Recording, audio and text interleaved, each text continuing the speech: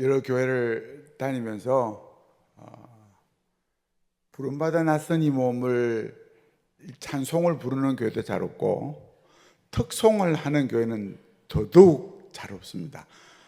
아울골짝 빈들에도 복음 들고 가겠다는 그 이야기를 감히 누가 하겠느냐 이렇게 해서 거의 요즘 시대는 그 찬양을 잘 안 부르는데 그 찬양을 부르는 그 선교위원회 찬양을 들으면서 이 교회는 조금 별나구나 하는 생각을 했습니다.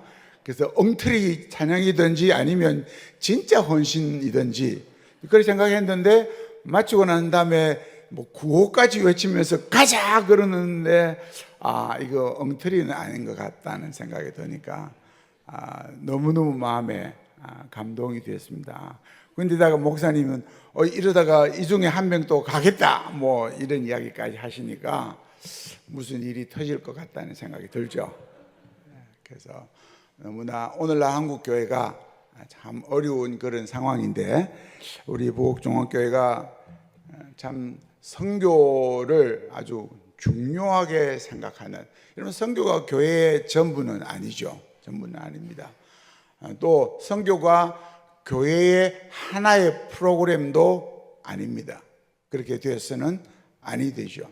그래서 선교가 전부는 아니지만 교회의 하나의 프로그램이 되어서는 안 된다는 이 분명한 명제를 우리가 확인하면 그러면 어떻게 해야 될 것인가, 교회는 어떻게 해야 될 것이고 나는 교회의 일원으로서 어떤 자세로 섬겨야 할 것인가를 생각해야 되는 거라고 생각합니다. 우리 장로교에서 중요하게 여기는 문서 중에 그 웨스트민스터 대소요리 문답이 있죠. 그 소요리 문답 1문이 무엇인지 아시죠? 사람의 제일 되는 목적이 무엇입니까? 제일 되는 목적은 하나님을 영화롭게 하는 것과 영원토록 그를 즐거워하는 것이다 라고 선포하는 그런 신앙의 고백입니다.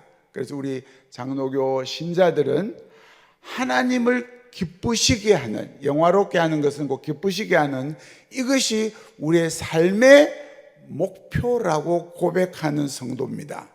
그리고 그 하나님을 영원토록 즐거워하며 살겠다고 하는 것이 우리 장로교 신자들의 고백입니다. 여러분들은 그 고백이 여러분들의 삶 속에 실천되고 있느냐를 우리 늘 생각해야 됩니다. 정말 나로 인해서 하나님이 기뻐하시는가? 또 하나님 때문에 내가 기뻐하는 삶을 살고 있는가? 제가 여기 온천장에 제 처제가 있어서 이렇게 오면 이제 거기 자주 들리는데 어젯밤에 도착했습니다. 아프리카에서. 그래서 여기 처음으로 목사님 불러주셔서 뭐 이렇게 도착해서 몇 시간 만에 지금 여기에 서게 되는데 아침에 보니까 우리 처제는 권사고 처제 남편 동서는 장로입니다. 온천교회 장로인데 처제가 새벽 7시가 안 돼서 교회를 나가더라고요. 그래서 1부, 2부, 3부를 다 섬기는 거예요. 성가대하고 머리가 다. 그러니까 7시도 안 돼서 교회 가서 집에 한 4시나 돼서 돌아오는 거예요. 그래서 하루 종일 교회에 있는 거예요. 그렇게 사역하는 많은 분들, 특별히 중직자들이 어떤 때는 막 너무 힘들어가지고 이거 막 안 하면 안 되는, 그러나 너무 힘든 이런 분들을 많이 봤어요. 근데 이제 저희 처제는 두 부부가 정말 즐겁게 봉사하는 그런 모습을 보았는데 정말 하나님을 기쁘시게 해드리려고 하는 열정이 내 속에 있는가? 그리고 하나님 때문에 나는 기뻐하고 있는가? 오늘 한국에 기뻐할 만한 요소가 없잖아요. 너무너무 많은 실망거리가 많은, 우리를 실망시키는 것들이 너무 많은 이 한국 사회 속에서 그래도 하나님 때문에 나는 즐거워한다. 하박국서의 기자가 고백한 것처럼 아무것도 없어. 하나님 때문에 나는 행복한 사람이다. 그렇게 고백할 수 있겠는가? 제가 이제 한국 시에라리온에 간 지가 지금 34년이 지났습니다. 제 생애의 상당한 부분을 이제 거기서 다 보냈는데, 정말 힘든 시간들을 정말 많이 거쳤어요. 무장강도를 3번이나 만나가지고 그냥 막 죽음의 직전까지 갔어요. 막 그냥 그 빠루를 들고 내리치려고 하는 그런 상황에서 그냥 내리치면, 저희 그때 딸 둘이 같이 있었는데 뭐 내 가족 이렇게 쳐가지고 죽인다고 해서 거기서 아무런 별로 문제가 안 되는 그런 시기였거든요. 전쟁 중이어서. 근데 내리치려고 그러면 우리 집사람이 스톱 그러면 이걸 내리치지 않고 멈칫하는, 근데 이런 시간을 한창 실경을 벌리다가 결국은 이제 떠났는데, 근데 그런 경험들을 무장강도를 3번이나 영접하고 당하면서 정말 내가 여기에 살아야 되겠는가? 너무 힘들어서 집사람한테 당신 너무 힘들면 우리 그 시에라는 그만두고 한국 가서 시골에 가서 목회해도 되니까 한국 가자. 하면 집사람이 안 된다는 거예요. 하나님이 가라고 해서 왔는데 하나님이 돌아가라고 하지 않는데 내가 결정해서 돌아가면 안 된다는 거죠. 그렇게 버티고 버틴 게 벌써 34년이 지났습니다. 참 인간적인 생각으로는 도무지 가능하지 않는 그런 삶들을 살고 또 살아왔습니다. 그래서 오늘 전 찬양을 들으면서 정말 우리의 삶 속에 하나님이 기뻐하시는 거라면 내가 아무리 힘들고 어려워도 그 일을 제가 하겠습니다.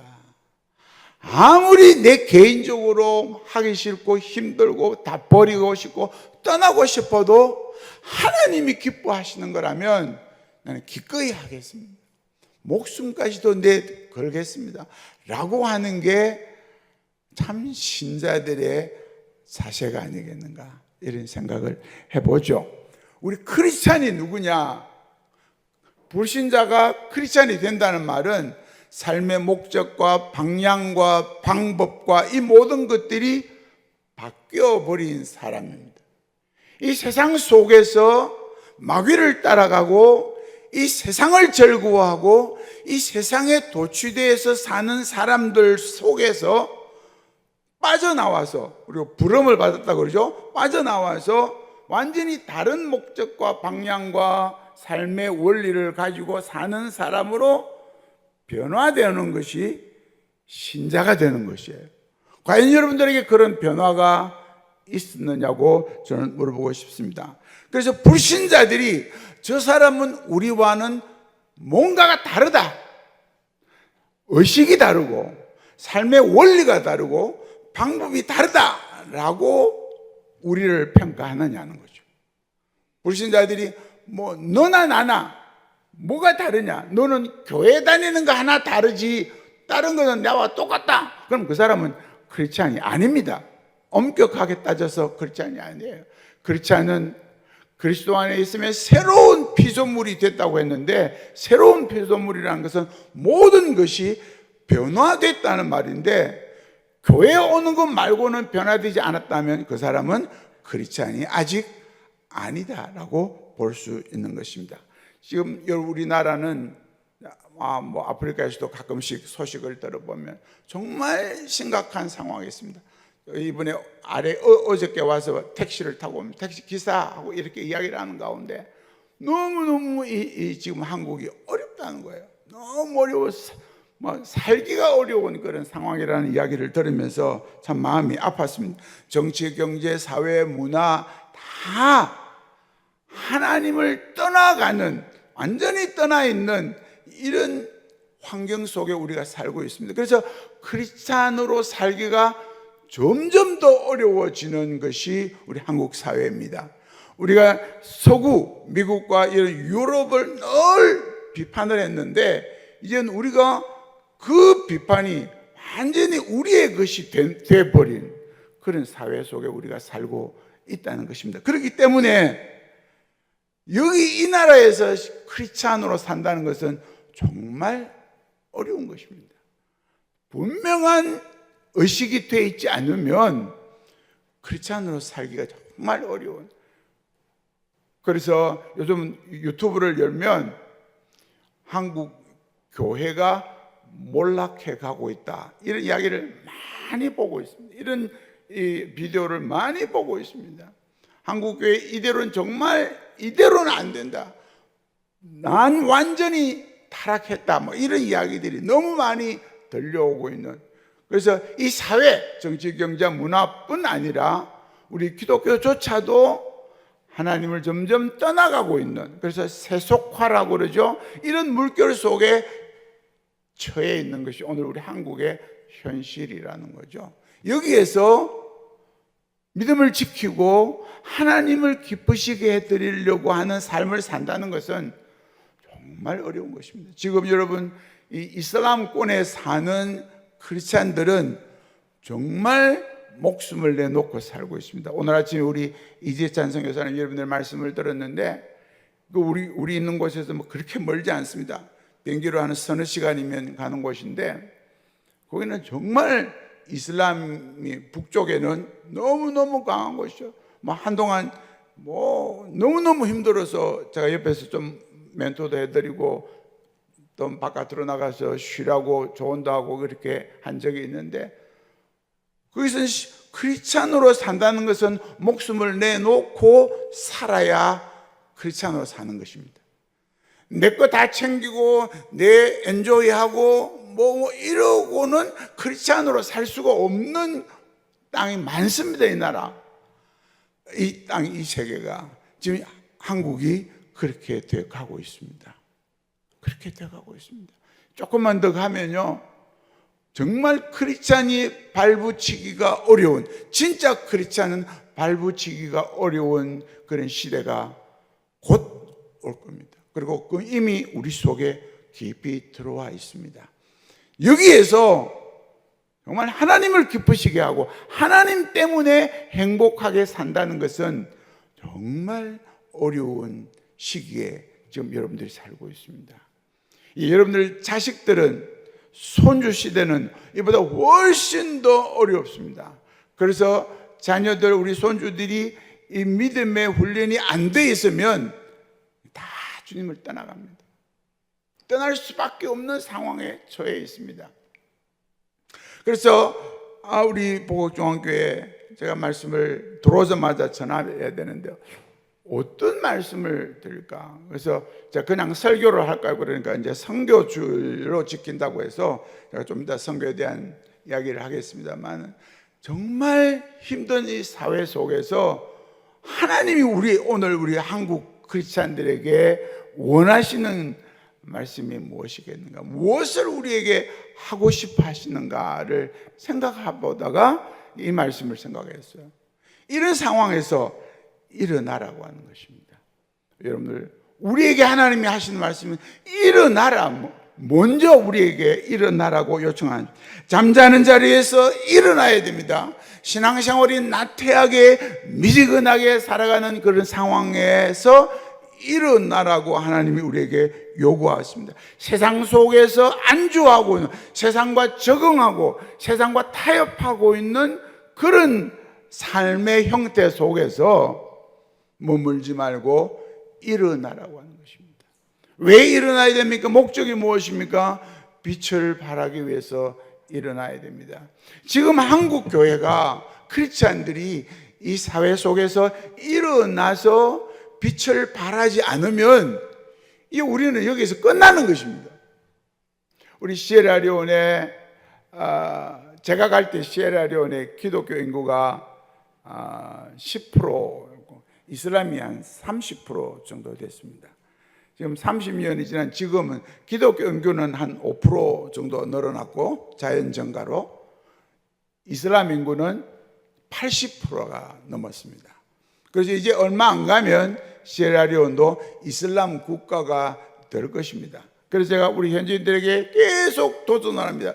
일어나지 않으면, 정신 차리지 않으면 이 나라 이슬람 국가가 된다 하면 현지인들이 하는 말이, 목사님 그런 걱정 우리는 안 한대요.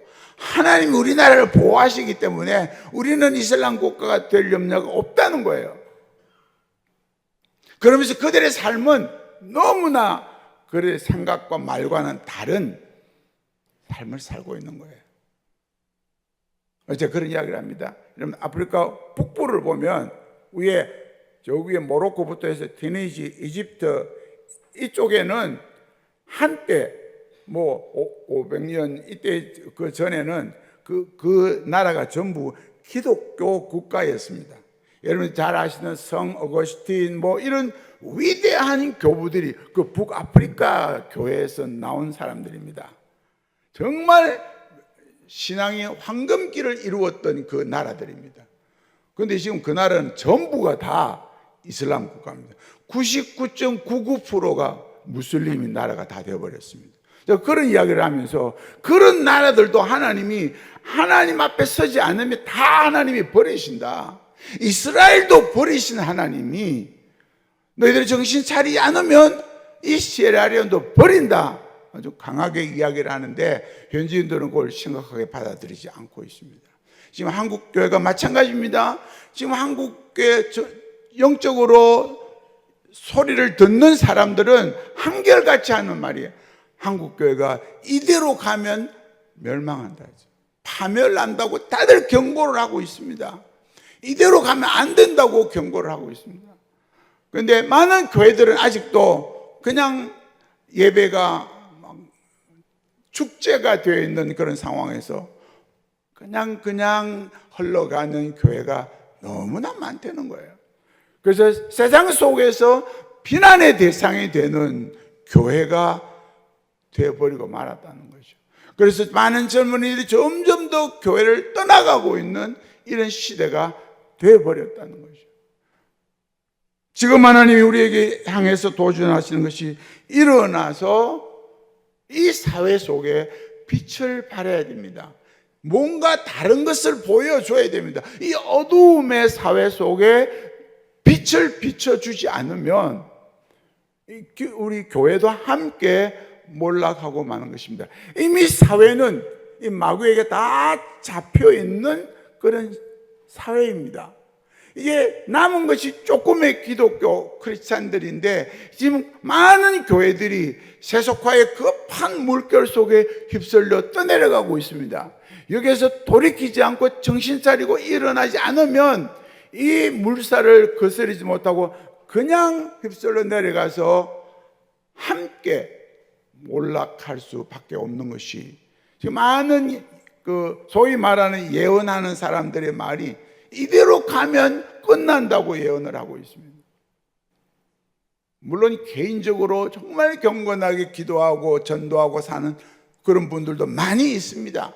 그러나 전체적으로 볼 때 한국 교회는 지금 심각한 위기 속에 있다는 것입니다. 우리 50주년을 맞이하는 우리 보옥종황교회가 정말 56년 동안 하나님께서 우리에게 함께 하셨던 것들을 돌아볼 뿐 아니라 지금 이 시기에 우리 보옥종황교회 어떻게 일어나서 어떻게 빛을 발하고 영향을 끼쳐야 되는가, 이 사회를 먼저 생각을 해야 되고, 그 다음 거기에서 한 걸음 더 나아가는, 제가 오늘 또 들으니까 참 놀랐는데 목사님께서 우리 보옥종황교회는 초창기부터 정말 선교 지향적인 교회였습니다. 지금도 선교가 중요한 아젠다가 되고 있는 교회입니다. 이런 말씀을 하셨는데 마음에 참 감사가 넘쳤습니다. 정말 제가 잠깐이라도 몸담았던 교회가 이렇게 온 땅에 하나님 나라를 세우는 이 일. 그래서 요즘 이제 그런 교회의 개념을 미셔널 처치라고 설명한다. 미셔널 처치라는 말은 하나님의 왕국 건설에 초점을 맞추는 교회. 그냥 단순히 전도를 좀 몇 명 더 하는 이런 문제가 아니라, 선교사를 몇 명 더 보내느냐가 아니라, 우리의 개인과 가정과 교회, 우리의 삶 전체가 이 땅에 하나님의 왕국을 건설하는 것이 우리의 목표요, 목적이요, 소원이 되는 개인과 가정, 그리고 그 교회를 우리는 미셔널 처치, 미셔널 라이프라고 그렇게 말합니다. 우리는 선교적인 삶, 이제 선교적인 삶이라고 하면 막 선교사를 보내고 가고 헌금하고 이런 것만을 이야기하는 것이 아니라, 그래서 또 다르게 표현하면 우리 크리스찬들은 하나님의 왕국 건설의 일꾼, 이제 영어로 하면 킹덤 빌더라고 하는 단어를 사용합니다. 그러는 킹덤 빌더입니다. 하나님의 왕국을 건설하는 건축가들로 살아가야 되는 것이 오늘 마지막 시대를 사는 우리의 사명이요, 우리의 삶의 방향이요, 목표가 되어야 된다는 것입니다. 그래서 내 삶 주위에서는 복음의 영향을 끼치고 빛을 발해서 주위에 있는 사람들에게 영향을 끼치고 그들을 주님께로 인도하는 그런 일들, 그리고 그 사명이 끝이는 것이 아니고 이제 이 세계 속에 하나님의 나라를 건설하는 이 일에 관심이 점점 넓어지는 그런 것들이 미셔널 처치의 개념입니다. 우리 한국이 50년 전만 해도 선교라고 하는 것은 우리와는 별로 관계없는 것처럼 대부분 교회들이 그렇게 생각을 했습니다. 전도는 열심히 하지만 잘 안 됐습니다. 제 집사람이 저하고 결혼을 할 때 선을 보고 결혼했는데, 선 보러 나와가지고 제가 1시간 동안 선교 특강을 했답니다. 저는 그렇게 하지 않았는데 본인 말이 선교 특강을 1시간 듣고 뿅 가서 이제 결혼을 결심했다는데, 그 주 요지가 그 온천교회가 전도를 많이 강조하는데, 자기 전도는 많이 강조하고 하는데 선교라고 하는 거는 그런 이야기는 처음 들었다는 거예요. 선교, 밖에 나가서 외국에 복음을 전하는 건 처음 들어봤어요. 너무너무 그게 너무 낯설지만 신기하게 들려서 우리가 해야 될 일이구나 생각이 들어서 예스 하고 결혼을 하기로 했다는 거예요. 그래서 그 정도로 40-50년 전에는 한국교회 생각이 없었어요. 그런데 지금은 하나님 우리 한국교회에 부어준 축복이 너무 크잖아요. 세계에서 이런 나라가 없습니다. 이런 정도로 40-50년 만에 교회가 막 3배, 4배, 5배, 10배 이렇게 성장한 그런 사례는 극히 드뭅니다. 특별한 몇몇 나라를 제외하고는 그런 경우가 없어요. 그래서 우리 한국이 한강의 기적을 통해서 경제 발전을 이루은 것도 기적이지만, 한국 교회가 이런 짧은 시간 내에 이런 급격한 성장을 해서 세계를 놀라키게 하는 이런 나라는 별로 없습니다. 엄청난 영적인 축복을 받은 것이 한국 교회입니다. 그렇기 때문에 한국 교회는 이 선교에 대한 큰 빚을 지고 있는 것입니다. 왜냐하면 너무 많이 하나님께로부터 복을 받았기 때문에 이제 그 빚을 갚아야 하는 게 한국 교회입니다. 그래서 40-50년 전부터 한국 교회 안에 이 선교의 물결이 일어나기 시작했고, 점점 더 한때 막 1년에 한국 교회가 1년에 3,000명씩 선교사를 보낸 적이 있습니다. 그러니까 한국 교회가 지금 조금 줄었는데, 몇 년 전만 해도 3만 명을 보낸, 지금 이제 2만 몇천 명으로 좀 줄었지만, 한국 교회, 한국 사회의 크기에 비하면 우리 한국이 엄청난 선교사를 보낸 겁니다. 그런데 그게 다 했느냐? 아니라는 거죠. 한국이 이 세계 속에서 하나님께로부터 받은 축복이 남다른 축복을 받았다면, 우리는 다른 나라보다 다르게 하나님 나라 건설에 우리는 참여해야 할 책임이 있다는 것을 이제 많은 한국교회 지도자들이 깨달으면서부터 한국교회 선교 운동이 활발하게 일어나게 된 것입니다. 이제는 3-4년 전부터 이 급격하게 성장하던 한국교회 선교 운동이 수습되고 지금은 하향 곡선을 시작을 하게 됐습니다. 지금 한 해에 수십 명이 은퇴를 하고 들어오는데 나가는 사람은 그렇게 많지 않는, 그래서 수출보다 수입이 점점 더 많아지는, 그러니까 들어오는 사람은 많아지고 나가는 사람은 적어지는 이런 현상이 지금 나타나고 있기 때문에 많은 우리 교회 지도자들이 염려하고 있습니다. 하나님 주신 축복을 우리 한국교회가 계속 감당해야 되는데, 한 30년 바짝 열심히 하고는 그냥 냄비신앙처럼 식어져 버리는 이런 현상이 오면 안 된다.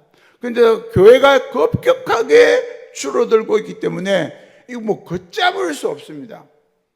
지금 부곡중앙교는 제가 확인을 안 했습니다만 지금 한국 교회 안에 주일학교 SFC가 없는 교회가 반입니다. 반. 전국 교회 반이 주일학교가 없어져 버렸어요. 그럼 무슨 말입니까? 다음 세대가 없다는 말이에요. 그럼 이런 식으로 가면 뭐 선교사 보내는 거는 놔두고 교회가 현상 유지도 어려워지는 상황이 지금 바로 닥쳐오고 있다는 것이에요. 그래서 우리 한국교회가 정말 정신을 차리고 일어나야 할 때입니다. 우리 부곡중앙교회부터 56주년을 기념하면서 우리 교회가 다시 지금도 열심히 해왔지만 다시 일어나라고 하시는 하나님의 음성을 듣자. 일어나자. 왜 일어나느냐? 우리 주위에 일어나서 빛을 비추. 이미 그 빛이 우리에게 이르렀다고 오늘 1절에 이야기를 했습니다. 이미 하나님이 우리에게 주신 그 엄청난 그 빛을 우리가 받았는데 이것을 이 깜깜한 우리 사회에 빛을 비춰야 합니다. 복음을 전하고 그들을 건져내는 일을 해야 되는데 우리가 깨어있지 않으면, 일어나지 않으면 이 일을 못합니다. 이 일을 못하는데 어떻게 해외 선교를 합니까? 안 되는 거죠. 그래서 오늘 우리 부곡중앙교회가 56주년을 맞이하면서 우리 부곡중앙교회가 다시 한 번 더 일어나서 빛을 발하는 교회가 되자. 이것을 모든 성도들이 가슴으로 외치면서 개인적으로 여러분 가정마다 우리 가정이 일어나자. 지금 잠자고 있을 때가 아니다. 일어나자. 제가 아프리카에 있으면서 요즘 이제 30년을 넘기면서 스스로 많은 갈등을 하고 있는 것이 이제 30년을 넘어가니까 이게 뭐 매너리즘에 빠지려고 하는 거예요, 선교가. 그래서 제가 뭐 잠깐 그림을 보여드리겠습니다만 교회 개척, 학교 짓고 신학대학 짓고 병원 짓고 뭐 여러 가지 일을 하다 보니까 일에 지쳐가지고 그냥 넉다운이 될 때가 많고, 근데 그 일을 하다 보니까 정말 내 영혼이 메말라가는 것을 느끼고 있습니다. 또 우리 현지인들은 뭐 제가 한 10년, 15년 훈련시킨 우리 현지 사역자들이 그냥 우리 집에 들어와서 다 말아먹고 도망가 버리고 이들의 삶이 예수 믿는다는 것과 같이 가지 않는 이런 현상들 때문에 너무 많이 실망하는 거예요. 내가 지금 뭘 하고 있는가? 내가 뭘 하고 있는가? 내가 이들을 위해서 모든 것을 다 바쳐 30년을 섬기고 살았는데 지금 이들이 하는 모습을 보니까 너무 가슴이 답답한 거. 그래서 막 힘이 빠져가지고 이럴 때가 참 많아요. 이 선교사의 삶입니다. 여러분, 선교사가 늘 막 성령 충만하고 그렇지 않아요. 맥이 빠져가지고 아무것도 하기 싫고 막 이런 게 우리 선교사도 그렇습니다. 그래서 저는 이런 말씀을 준비하면서 내가 먼저 일어나야 되겠다. 정신 차려야 되겠다. 이제 제가 내후년이면 은퇴를 합니다. 은퇴를 앞두고 제가 우리 어느 분에게 설면서 나는 말년병장은 안 할란다 이런 말을 썼어요. 여러분, 우리 남자들은 그게 무슨 말인지 아실 거예요. 말년병장 그러면 뭐 그 내몸 안에서 그냥 죽치고 앉아가지고 아무것도 안 하고 막 쫄병들 다 시키고 뭐 빈둥빈둥 시간만 지나고 국방부 시계는 돌아간다. 나 좀 있으면 제대한다. 이게 말년병장의 개념이잖아요. 그래서 이제 뭐 나 곧 은퇴하니까 막 현지인들 다 키워놨으니까 막 너가 알아 해라 대충 하라. 이런 말년병장은 되고 싶지 않다. 그래서 지금도 계속해서 프로그램을 만듭니다. 제가 오기 전에 또 세미나도 하고 막 달달달 현지인들 지금 뽑으려고 막 자기들도 많이 힘들어하지만 우리 스스로 채찍질하지 않으면 나도 모르게 이 세대 속에서 잠잘 수밖에 없는 환경입니다. 너무 한국이 너무너무 많이 살기 좋은 나라가 되어버렸어요. 아프리카에 있다가 오면요 정말 막 기가 찰 때가 참 많아요. 왜 이렇게 한국이 잘 사느냐? 우리 현지인들 늘 대하다가 현지인들이 밥 한 톨 먹기 힘들어서 끙끙대고 뭐 현지인들이 전화를 그래도 전화기는 갖고 있어요. 그러니까 매일 전화가 오면 전화를 따르릉 제가 받으면 꺼버려요. 왜 끊느냐면 자기들은 이제 돈을 프리페이라고 돈을 내야 전화를 걸 수 있으니까 그 돈을 쓸 돈이 없으니까 그러니까 쟤한테 전화 딱 하고 딱 끊으면 이거 내한테 전화해 달라는 말이에요. 전화할 돈이 없는 거예요. 파스토들이 그리고 현지 사역자들이 전화할 돈이 없어요.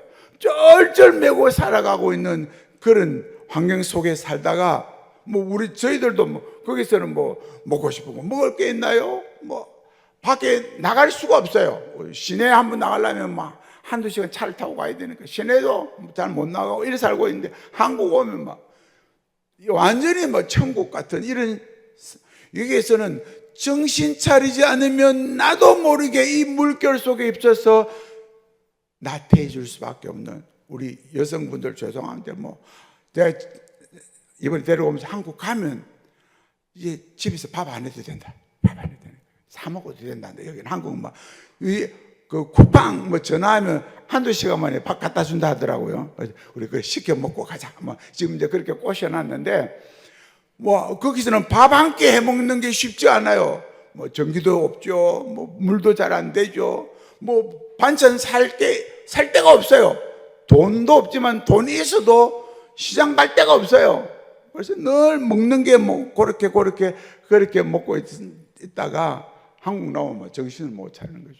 이런 사회에 여러분들 살고 있기 때문에 육체의 편안함은 우리 영혼의 불편함이 될 수밖에 없습니다. 그래서 긴장이 풀리게 되고 나른해지고 나태해질 수밖에 없는 상황입니다. 한국이. 그래서 정말 채찍질하지 않으면 우리 일어나지 못하고 그냥 누워서 빈둥거리는 영적으로 주일 되면 교회 가면 되는 거고 내가 뭐 집 사고 장노고 그러면 교회 가서 내 맡은 일 하면 되는 거고 뭐 내 11조 드리면 되고 뭐 특별한 게 뭐가 있어요? 일주일에 몇 번 교회 가고 헌금하고 내 할 일 다 하는 거잖아요. 그 외에는 내 삶을 즐기는 거예요. 솔직히 그렇게 살고 있지 않습니까? 즐기는 거예요. 그래서 여러분들 즐기는 게 여러분들의 삶의 관심과 목적이 아니라는 거죠. 하나님을 기쁘시게 하는 게 내 삶의 목적과 방향이 돼야 그게 참된 신자의 삶인데 과연 여러분들 그렇게 살고 있느냐라고 하는 질문을 던지는 것입니다. 그래서 오늘 주님이 우리에게 일어나서 빛을 발해야 될 때가 됐다. 일어나지 않으면 누워 있다가 그냥 끝난다. 제가 아랫게 며칠 전에 그 비디오 한 영상을 봤는데 그 어떤 분이 뭐 사실이 아니라고 보지만 대부분의 기독교인이 지옥 갑니다. 그런 영상을 누가 만들었다고요. 어떤 분이 뭐 임사 체험을 했는데 뭐 이런 이야기를 우리가 다 그 이야기 믿지 않지만 뭐 대부분의 크리스찬들 교회 다니는 사람들이 지옥에 딱 간다더라. 그런 이야기를 해놨더라고. 그러니까 우리의 삶은 똑같지만 우리 영이 깨어있지 않으면 우리 뭐 어쩔 수 없어요. 그냥 떠내려갑니다. 죽은 고기는 떠내려가게 돼 있어요. 이런 상황에서 오늘 부족한 종을 통해서 하나님이 여러분들에게 만약에 여러분들 가슴 속에 조금이라도 잠자고 나태하고 게으르고 영적으로 이런 상태에 있다면 오늘 하나님께서 여러분들에게 일어나라. 지금 잠잘 때가 아니다. 일어나라. 빛을 발하라. 지금 세계가 복음의 기갈에 있습니다. 최근에 저희 신학교에서 한 6시간 떨어진 곳에 우리 신학교 분교를 하나 만들었는데 그 분교를 만들어서 학생들이 한 40명 정도가 등록을 해서 학교를 시작을 했어요. 작년에. 근데 거기 갔다 온 우리 책임자가 하는 말이 그 마을이 전체가 영적으로 헝그리 너무너무 굶주려 있더라는 거죠. 복음에 굶주려 있고 신학을 공부하려고 굶주려 있기 때문에 우리가 거기 가야 된다는 거죠. 너무 도로가 힘들어서 가기 어려운 버스도 잘 안 가는 그래서 오토바이 타고 가야 되는 그런 상황인데도 우리가 해야 된다는 이야기를 합니다. 지금 많은 지역이 복음에 굶주려 있고 선교사가 없어서 자기들끼리 하기에는 한계가 있고, 그래서 어려움 속에 있는 그 세계 전체입니다. 특별히 아프리카 같은 경우는 여러분들이 상상할 수 없는 정도로 사회 구조가, 그들의 삶이 피폐하고 어렵고 처절하게 살아가고 있는, 한 가지 예를 들어볼게요. 여러분들 저희 있는 곳이 일반 서민들의 한 달 수입이 한 40-50불 됩니다. 한국 돈으로 하면 한 5만 원, 6만 원 정도, 뭐 그것조차도 못 받는 사람들이 더 많지만 잡을 가지도 한 50불 정도를 받는데, 그들이 쌀 한 가마, 50kg짜리 한 가마가 40불 합니다. 상상이 갑니까? 쌀 한 가마 사고 나면 그 반찬 만드는, 이들은 이제 쌀에다가 소스를 만들어 가지고 얹어서 먹는 게 자기들 주식인데, 쌀이 한 30-40불, 그럼 소스가 한 30-40불, 그럼 월급 한 40-50불 받으면 쌀하고 반찬 만드는 돈도 안 됩니다. 그러면 출퇴근은, 차비는 어디다 쓰며, 옷은 어떻게 입으며, 아프면 병원에 어떻게 가며, 전혀 대책이 없는 거예요. 그게 대부분의 사람들이, 제가 있는 곳 대부분의 사람들이 그런 상황 속에 살고 있습니다. 그래서 저는 하루에 2끼 밥 먹는 게 부끄러울 때가 많아요. 한 끼를 먹지 못하는 사람이 많거든요. 그런 속에 살고 있는 데다가 영적으로까지 피폐해지니까 제가 막 너무너무 힘드는 거예요. 이걸 어떻게 도와야 될지 늘 제 고민이 그거예요. 학교가 여러 개 있는데 학교는 아이들이 돈을 못 내니까, 교사들 월급을 못 주니까, 그리고 뭐 제가 지금 은퇴를 앞둔 선교사는 한국교회에서 누가 지원을 해주나요? 지원 안 해주거든요. 교사들 월급을 못 주고 있는데, 어떤 때는 막 그달 한 보름이나 돼서도 월급을 못 주고 있는데, 아이들한테 학비를 걷어 가지고 월급 주라 하는데 월급을 못 주고 있어. 할 수 없이 우리 주머니 다 털어 가지고 월급 주는 거. 그 다음 달은 어떡할래? 노웨이, 방법이 없는 거예요. 그 당신이 월급 안 도와주면 뭐 굶지 뭐 이게 이들의 모습이에요. 여러분, 그 속에 살고 있는 선교사의 마음이 얼마나 불편하겠습니까?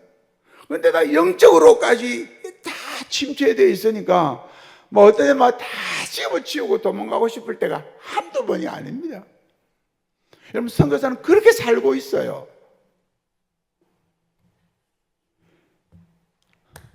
시간이 많이 되기 때문에 더 이상 말씀을 드리지 않고, 우리 시에라리온 여러분들 뭐 제가 후원하는 선교사가 아니기 때문에 뭐 깊은 말씀은 안 드려도 목사님이 선교에 대한 뭐 사진도 좀 보여주고 하시면 좋겠다고 그래서 저희 사역하는 사진을 좀 보여드리려고 합니다.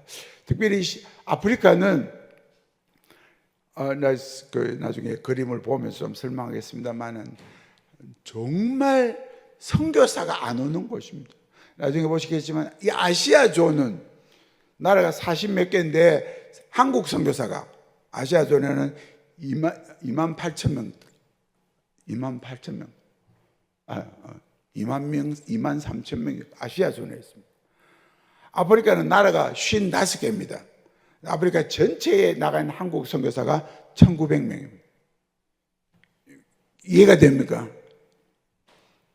아프리카는 그냥 선교사도 안 오려고 어려우니까 가보면 다시나 가고 싶지 않은 곳이에요. 그래도 조금 난 한 서너 나라는 조금 낫지만 그래도 대동소이합니다. 그래서 아프리카는 아예 선교사도 한국의 선교사도 안 오려고 하고, 그래서 지금 우리 교단의 선교사들이 평균 연령이 60세입니다. 그냥 가만 놔두면 70세가 되면 은퇴를 해야 되는데 후임자가 없으면 다 그냥 현지인들에게 다 넘겨주고 은퇴를 해야 되는 그런 상황입니다. 저도 이제 계속해서 요청을 해서 올 사람은 없고, 오늘 이제 우리 목사님이 보국중앙교에서 한 명 올 거라고 그래서 내가 기대를 한번 해보고, 시에라리온에 누가 혹시나 올 수 있을지 기대를 해보겠습니다. 그래서 요즘 일단 일찍 은퇴를 하시잖아요. 은퇴를 하신 분들 얼마든지 선교할 수 있습니다. 필요한 지역에 사람들이 많이 가는 곳에 가지 말고 안 가는 곳에 한번 찾아봐요. 안 가는 곳, 그 가서 힘들고 고생돼도 정말 가치 있는 그런 시간, 뭐 1년이 되든 2년이 되든 투자하고 거기서 고생하고 선교사와 함께 선교사의 삶을 한번 살아보고 오고 싶다. 그래서 우리 몇 년 전에 서울중앙교회 어느 장로님이 그때 우리 시에라레오네 당교선교하러 오셨을 때 나이가 74세 된 분이에요. 64세 된 두 장로님이 시에라레오네 오셨어요. 사람들 다 웃었어요. 저 나이에 어떻게 가서 아프리카에 가서 뭘 하려고. 이 74세 된 장로님이 시에라레오네 오려고, 왜 오려고 하니까 제가 중앙교회하고 온천교회 계셨는데 온천교회 가서 일은 너무 많은데 일꾼이 없습니다 하고 막 눈물로 호소하는 선교사의 이야기를 듣고 마음이 너무너무 아파가지고 그 갈 사람 없다면 내라도 가야 되겠다 하고 몇 년 전부터 준비를 했어요. 그래서 침도 배우고 영어도 배우고 뭐 이리 준비를 했어요. 그래서 74세 파송을 받아왔는데 이분이 우리는 오면 이제 건강 검사를 다 용지를 받아와야 되거든요. 집사람이 이제 의료를 하니까 병원을 하니까 확인을 해야 되는데 이 자기 진짜 이 당뇨가 있는 분이에요. 진짜 검사실을 보내면 틀림없이 빠꾸될 거라고 생각해서 한 3, 4년 전에 좀 당뇨 수치가 낮을 때 검사한 그 용지를, 그거는 가라라고 할 수는 없지만 그때 용지를 제출하고 괜찮네 하고 왔어요. 도착해서 보니까 당뇨 수치가 너무 높은 거예요. 뭐 돌아가라 할 수도 없거든요. 이분이 얼마나 열심히 자기 관리하고 건강 관리하고 그 앞에 돌아다니면서 전도하고 뭐 얼마나 열심히 하시든지 열심히 하다가 이 당뇨 합병증에 와서 거기서 순교하셔서 돌아가셨는데, 그래서 그 가족들이, 자녀들이 다 뭐 서울에서 교수고 이런 사람들이에요. 자녀들이 일주기를 하면서 왜 우리 아버지가 그렇게도 사람들이 안 가는 곳 아프리카, 그 중에서도 시에라리온 왜 거기 가셨는가, 그리고 또 왜 거기서 하나님의 부름을 받으시는가 막 고민하고 많이 헤매다가, 그래서 뭔가를 해야 되겠다고 선교사님 우리가 뭔가를 해야 되겠습니다 하고 그 둘째 딸이 자기 전세 내려고 모아놓은 돈 그 5천만 원 우리가 이거 보내고 교회에서 5천만 원 하고 이래 가지고 할 테니까 학교를 하나 해주세요. 그래가 저는 막 이제 건축하고 이게 진절문에 이게 다시는 건축 안 합니다 이러고 있을 때인데, 이거 뭐 고인의 뭘 이름을 할 일을 위해서 한다는 저 거절도 모르고 그래가 또 중고등학교를 하게 되고 막 일일이 이렇게 막 얽히고 설켜서 진행이 되어 왔었어요. 그분은 74세에 오셔가지고 자기는 거기서 죽겠다고 다 자식들에게, 그 부인 권사님은 이제 못 말리는 항복 다 하고 막 죽어도 거기 가서 죽으면 나는 모르겠어 안 가요 이러고 이제 오신 분이에요. 그래도 와서 얼마나 열심히 하셨는지 정말 주위 불신자들이 다 칭송이 자자할 정도로 그렇게 짧은 기간이지만 6개월 그렇게 살다가 가셨어요. 얼마나 멋진 삶을 사셨나요? 74세에. 그래서 선교는 내 나이가 어떻게 뭐 나이 생각하지 말고, 물론 건강은 너무 아픈 사람이 오시면 안 되지만 건강이 괜찮다면 필요한 곳에 가서 봉사하고 뭐 길게 안 해도 봉사하고 오겠습니다. 그래서 영어 못해도 가서 예수 믿으시오 그 말만 배워가지고 전도하면 되잖아요. 전도하고 선교사를 격려하고 도와드리는 것만 해도 얼마나 큰 일인지 모릅니다. 그래서 할 일이 너무너무 많아요. 여러분들 선교에 애를 쓰는 우리 보국종교 같으면 여러분 다 훈련 많이 받으셨을 텐데 할 일이 너무 많습니다.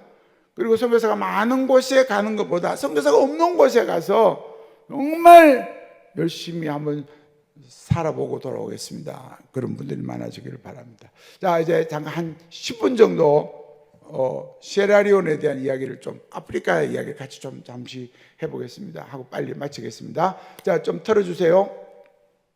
거기 음악이 나올 겁니다. 한번 잠깐만 틀어주세요. 그 앞에 음악 한 번 더 누르면 음악이 나올 텐데.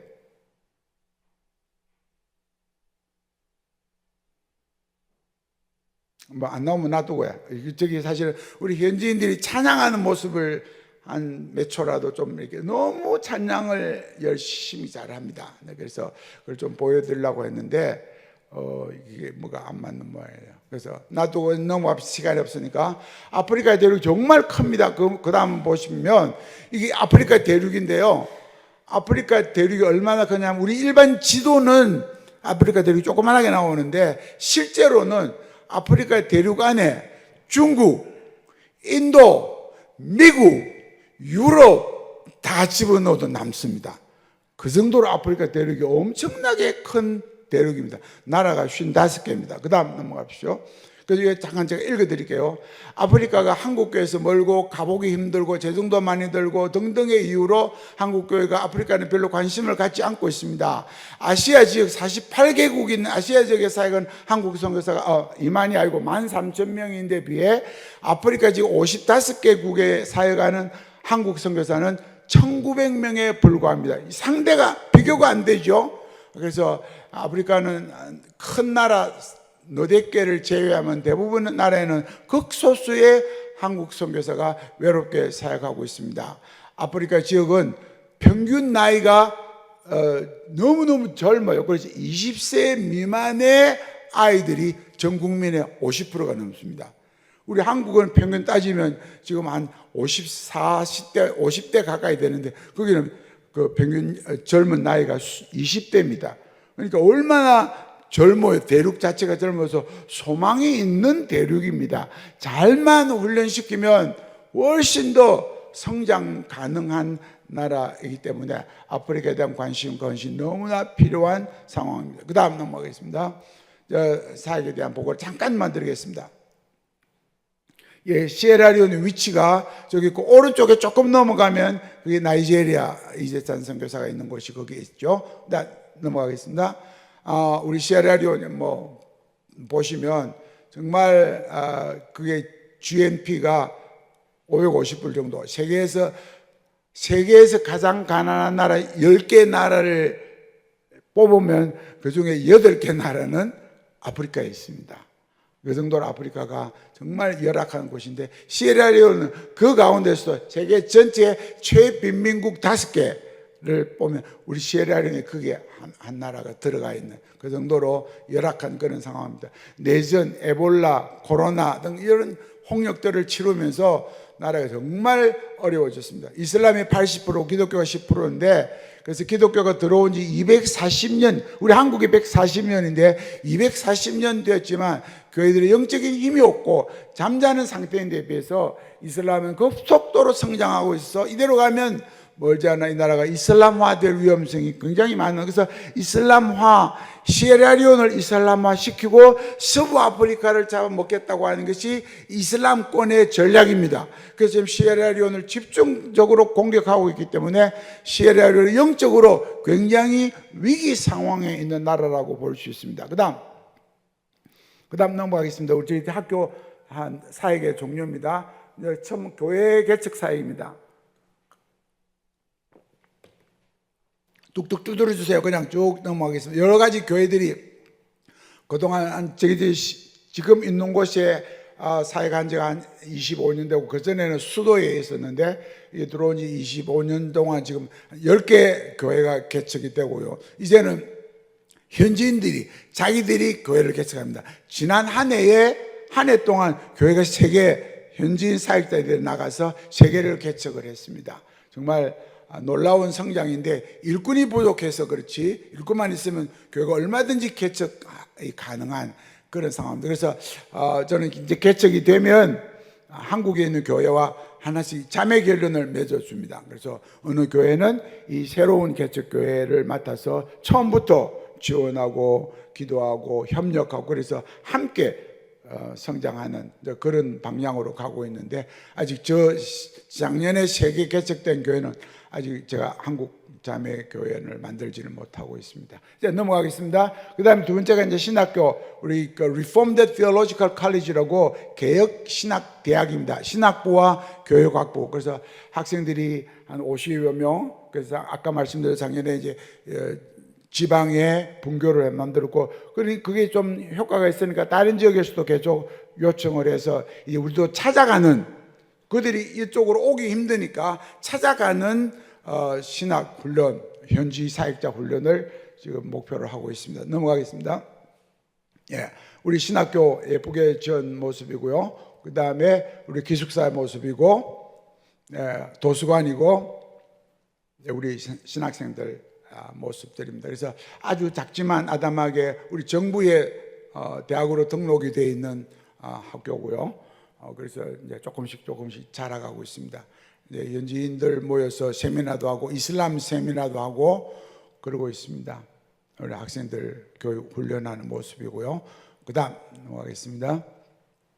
예, 강의하는 모습이고요. 입학식 하는 모습이고, 우리 수업하기 전에 30분씩 성경을 읽고 수업을 시작하는 이런 제도를 하고 있습니다. 그다음 이제 집사람 중심으로 의료 사역, 집사람 이제 간호사인데 의료 사역을 하면서 계속 넘어가 주세요. 이제 수지침을 집사람이 배워가지고 수지침을 사용해서 치료를 하고 있습니다. 저 밑에가 이제 수지침 하는 환자인데 아주 효과가 많습니다. 최근에는 이제 코로나 때문에 집사람이 많이 힘들어서 당분간 중단하고 있는데 곧 다시 오픈을 하려고 하고 있습니다. 그다음에 교육사역, 초, 중, 고 이렇게 학교들이 지금 벌써 7, 8개 계속 개척이 돼서 우리 교회를 개척하면 그 마을에 초등학교나 중고등학교를 세웁니다. 그래서 교회와 학교를 묶어서 함께 성장하도록 하는 이런 전략으로 하다 보니까 학교가 계속 늘어난 그런 상황에서 학교 관리하는 게 너무너무 힘들어서 이제 정부에 이렇게 넘겨줄 생각을 하고 있습니다. 학생들이 다 합쳐서 한 1200명 정도 저희들이 관리를 하고 있는데, 학생들이 학비를 따지면 한국 돈으로 하면 1년에 뭐 한 2만 원, 한국 돈으로 한 2만 원 정도 하는데 그걸 대부분 못 내가지고 막 엄청 힘들어하고, 안 내니까 교사 월급도 제대로 못 주고 저희들이 계속 예산은 안 세우는데 실제로 도와줘야 되는 이런 상황에서 많은 힘들지만 학교를 그동안 계속해서 성장해 오고 있습니다. 그다음 이제 단기 선교 훈련입니다. 오랫동안 그동안 15년, 20년 가까이 이 단기 선교, 보통 대학생들이 휴학을 하고 한 학기, 두 학기, 6개월, 1년 동안 휴학을 하고 여기 와서 함께 공동체 생활을 하면서 뭐 학교도 가고 신학교도 가고 병원도 가고 이렇게 할 일이 많으니까 그 일들을 하면서 섬기고 경험하고 하는 이런 사역들을, 그러니까 지난 15년 동안 거의 한 7, 80명이 다녀갔습니다. 6개월, 1년, 주로 1년짜리가 많은데, 우리 부엌중앙교도 성실이가 여기에 우리 1년 봉사하고 다녀간 적이 있습니다. 부엌중앙교도 우리 이미 단기 선교에 참여한 그런 교회입니다. 그다음 기도 제목인데 그건 여러분 나중에 보시면, 지금 이제 저희들 시에라리온 상황은 아까 앞에서 말씀드린 대로 이제 이슬람화의 위기 상황 속에서 어떻게 하든지 현지 사역자들을 훈련시키시고 교회가 바르게 안정이 되어서 자기들이 복음을 전함으로 이슬람화의 공격을 막아내고 교회를 지켜내는, 이게 지금 시급한 그런 상황입니다. 그래서 이제 여러분들, 제가 있을 때 있었던 분들이 지금 몇 분 안 계시고 대부분 다 이제 은퇴하시고 했는데, 저희 옛날에 있었던 교육자이기 때문에 생각나시면 또 생각을 해가면서 우리 시에라리온 이제 이재찬 선교사 같은 서브 앞으로니까 이런 주파송 선교사니까 늘 기도하실 거라고 생각하고 한 번씩 꼽사리로 끼워서 시에라리온도 거기 넣어가지고 좀 기도를 해주세요. 시에라리온에 급한 거는 일단 이슬람화를 막아야 되는 이런 상황. 그리고 후임자가 없으니까 이제 현지 이 사역이 많잖아요. 학교가 많고 대학도 있고 병원도 있고, 그러니까 이들에게 다 넘겨준다는 게 쉽지가 않아요.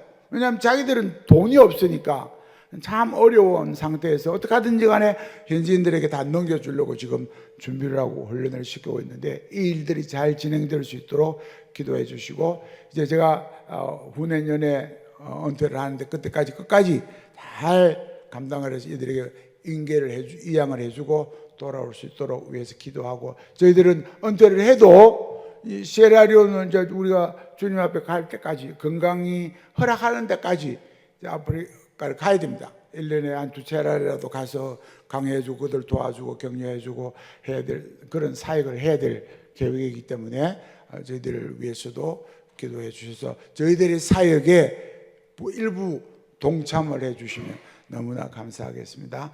자, 말씀을 맺겠습니다. 오늘 부족한 사람 하나님이 보내주셔서 시간이 조금 늦었지만 하나님이 여러분들에게 주시는 도전 오늘 꼭 기억하고 돌아가 집에 가서도 묵상을 하시면서 왜 하나님이 오늘 이렇게 아프리카 선교사가 와서 떠들고 고함을 지고 갔는지 한번 생각해 보시고 일어나라! 여러분 잠자고 있습니까? 일어나야 됩니다. 세상에 안주하고 있습니까? 집 사고 차 사고 뭐 이거 하고 저거 하고 좋은 거 이러고 있을 때가 아니라는 거죠. 일어나야 됩니다. 일어나면 빛을 발한다는 할 일이 있다는 거예요. 여러분들 영향을 끼쳐야 된다는 거예요. 여러분들 주위에 전 세계적으로 우리 부곡중앙교회가 해야 될 일이 열심히 보니까 선교사도 많이 보내고 교회도 많이 개척을 하셨던데 이게 다가 안 돼요.